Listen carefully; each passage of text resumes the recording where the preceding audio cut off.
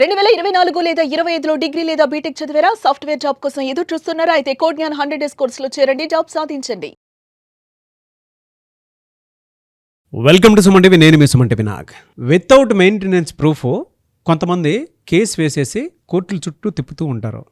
అంటే అసలు ఈ ఆధారాలు కూడా పూర్తిగా చూపించకుండానే మెయింటెనెన్స్ అనేటువంటిది వేసిస్తూ ఉంటారు.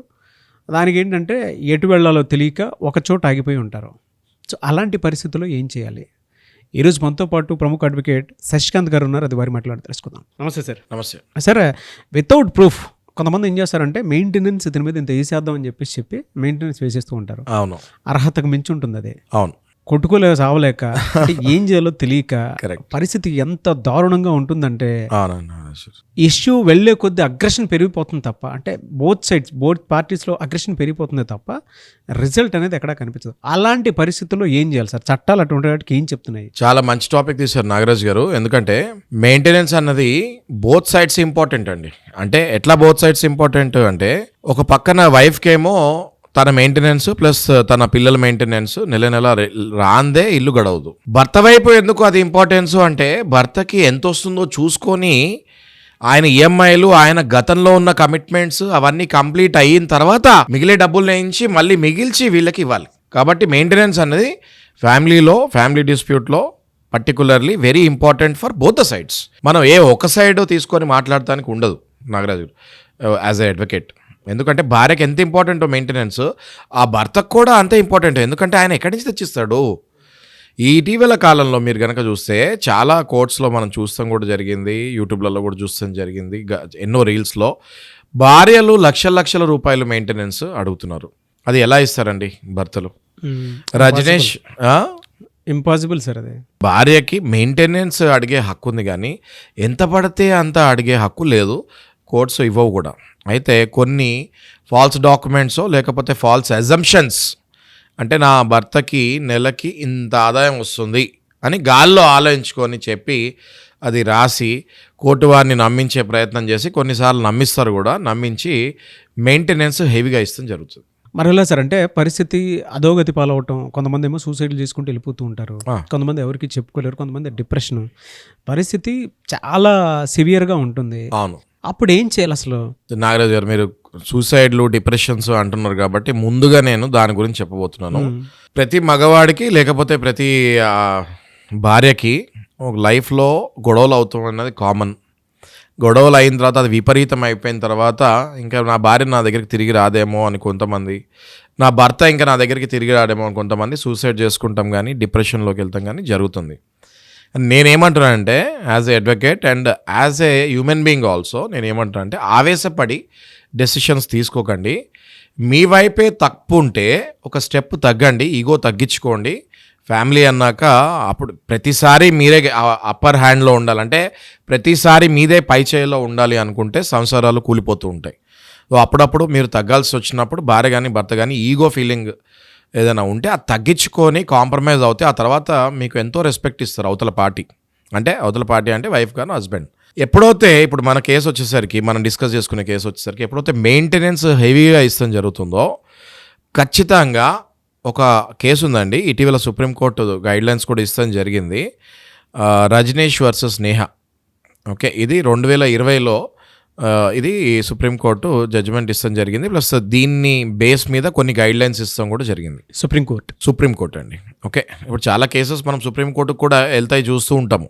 ఎందుకు అంటే వాళ్ళ ఫీలింగ్ ఏంటి అంటే, నాకు సరిగ్గా న్యాయం జరగలేదు కింద కోర్టులో, నాకు సరిగ్గా న్యాయం జరగలేదు హైకోర్టులో. అంటే రాజ్యాంగం ఇచ్చిన హక్కు, కాన్స్టిట్యూషన్ ప్రతి మనిషికి, ప్రతి సిటిజన్కి ఇచ్చే హక్కు ఏంటంటే, నీకు న్యాయం జరగలేదు అన్నప్పుడు ఏ కోర్టుకైనా నువ్వు వెళ్ళి నీకు న్యాయం జరగలేదు అన్నప్పుడు ఆ పై కోర్టుకి వెళ్ళొచ్చు. Supreme court is the highest court in our India, అంటే in our country. Okay, appellate court అని అంటారు దాన్ని. ఎప్పుడైతే మీకు లోవర్ కోర్టు న్యాయం కరెక్ట్ అనిపించదో మీరు హైకోర్టుకి వెళ్తారు. ఎప్పుడైతే హైకోర్టులో కూడా మీకు నాకు సరిగా రాలేదు అంటే ఖచ్చితంగా మీకు సుప్రీంకోర్టుకి వెళ్ళే రైట్, హక్కు, అర్హత మీకు ఉంటుంది. ఓకే, సో ఈ రజనీష్ వర్సెస్ నేహాలో ఏమైందంటే, భర్త ఇన్కమ్ ప్రూఫ్స్ ఇవి సరిగ్గా వేయకుండానే కొన్ని ప్రూఫ్స్ పెడతాం వల్ల, కొన్ని అజంప్షన్స్ వల్ల ఇంత మెయింటెనెన్స్ కట్టాలి అని వచ్చేసింది. సో అది సుప్రీంకోర్టు ఏం చెప్తాం జరిగింది అంటే ఎజంప్షన్స్ మీద మీరు మెయింటెనెన్స్ ఇవ్వకండి. ఎజంప్షన్స్ లేకపోతే మేబీ ఫాల్స్ ఎవిడెన్సెస్, సరైన ప్రూఫ్ లేకుండా ఇట్లా మీరు మెయింటెనెన్స్ ఇవ్వకండి అని సుప్రీంకోర్టు ఖచ్చితంగా చెప్తాం జరిగింది.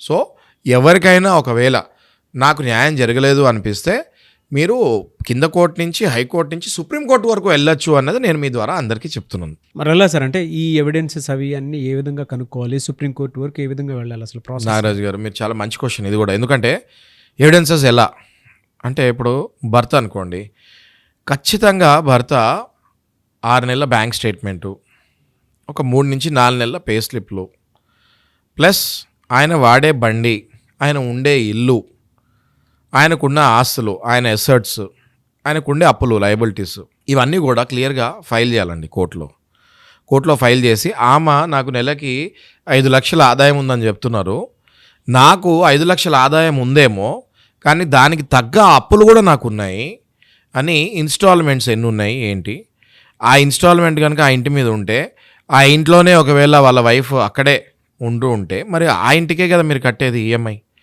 కాబట్టి ఇవన్నీ క్లియర్గా చూపించాలి. ఇది ఒకటండి. ఇంకొకటి, అసలు మీ పే స్లిప్లో, మీ బ్యాంక్ స్టేట్మెంట్లో గత 3 నుంచి 6 నెలల్లో అసలు ట్రాన్సాక్షన్సే సరిగా లేకపోతే ఏ రకంగా మీకు ఇన్కమ్ ఎక్కువ ఉందని చూపిస్తున్నారు?